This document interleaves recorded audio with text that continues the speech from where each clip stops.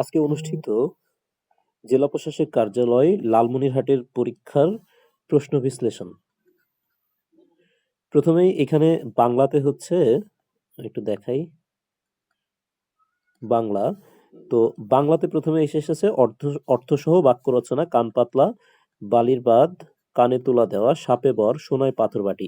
এই সবগুলোই হচ্ছে প্রিভিয়াস কোয়েশ্চেন, সবগুলাই প্রিভিয়াসে অনেকবার আসছে। এক কথায় প্রকাশ হচ্ছে ঘোড়াটা খেসা, যার স্ত্রী মারা গিয়েছে, নারীর এখনো বিয়ে হয়নি, বনের আগুন, জলস্তরে উভচর। এই সবগুলাই প্রিভিয়াস কোয়েশ্চেন। কারক বিভক্তিও তাই। কারক বিভক্তি তো আসলে কিছু রুলস আছে, তো সেই রুলস গুলো আমাদেরকে আসলে শিখতে হয়। আর অনুচ্ছেদ এসেছে দেখেন, উত্তরবঙ্গের কৃষিতে লালমনিরহাটের অবদান। আমি আপনাদেরকে একদিন বলেছিলাম যে প্যারাগ্রাফ সাধারণত সমসাময়িক, তারপরে নির্দিষ্ট বিষয় কেন্দ্রিক, সময় কেন্দ্রিক। যেমন দেখেন এখানে কিন্তু লালমনিরহাট, ওই এলাকাটা হচ্ছে যে উত্তরবঙ্গের কৃষিতে খুবই গুরুত্বপূর্ণ, তো সেটার উপরে ভিত্তি করেই কিন্তু এখানে এসেছে যে উত্তরবঙ্গের কৃষিতে লালমনিরহাটের অবদান।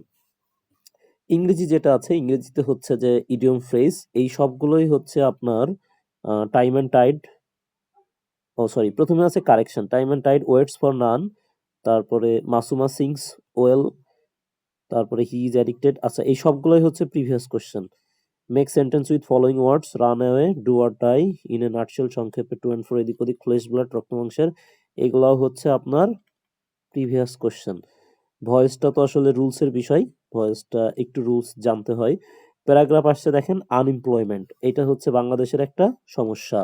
আনএমপ্লয়মেন্ট, ট্রাফিক জ্যাম, তারপরে হচ্ছে বায়ু দূষণ, ধুলা দূষণ, পানি দূষণ, এই সবগুলোই হচ্ছে কি আপনার সমস্যা। ঠিক আছে। তারপরে ম্যাথে যেটা এসেছে যে সরল করুন, এইটা আসলে 11-20 গ্রেডের রিটেনে খুব একটা আসে না, তবে মাঝে মাঝে আসে।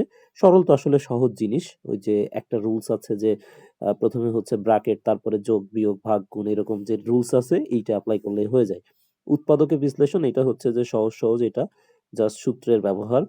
নল চৌবাচ্চা, এটাও একদমই সহজ একটা অঙ্ক। সংজ্ঞা এসেছে দেখেন, জ্যামিতির সংজ্ঞা, বিপ্রতীপ কোণ এবং সন্নিহিত কোণ।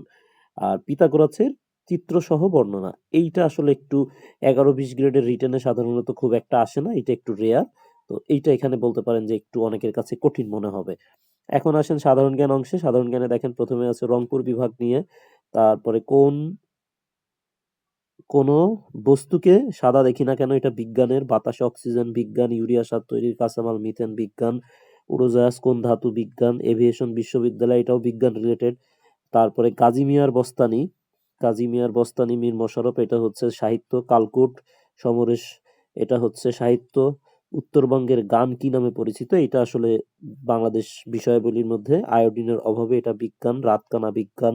বিশ্বের কোন শহরে জনসংখ্যা বেশি, এটা আন্তর্জাতিকের মধ্যে ঢাকা শহরের বর্তমান জনসংখ্যা, এটা হচ্ছে যে আপনার রিসেন্টের মধ্যে। উত্তর আইপিজেড বাংলাদেশ বিষয়াবলী, ডালিয়া রেস্ট হাউস, এটা বাংলাদেশ। এই ডালিয়া রেস্ট হাউস এটাও কিন্তু দেখবেন যে এই লালমনিরহাট এলাকা কেন্দ্রিকই হবে। তো এইখানে আসলে বিজ্ঞানের প্রশ্ন এসেছে অনেক বেশি, এগুলো একটু কঠিন মনে হবে।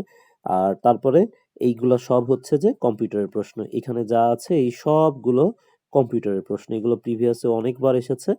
তো মোটামুটি যারা আসলে একটু প্রিভিয়াস টাইপের পড়ালেখা ভালো মতো করেছে তারা পারবে। আর ডিসি অফিসের আসলে প্রশ্ন বেশিরভাগ সময় একটু ইউনিক হয়, একটু কঠিন হয়।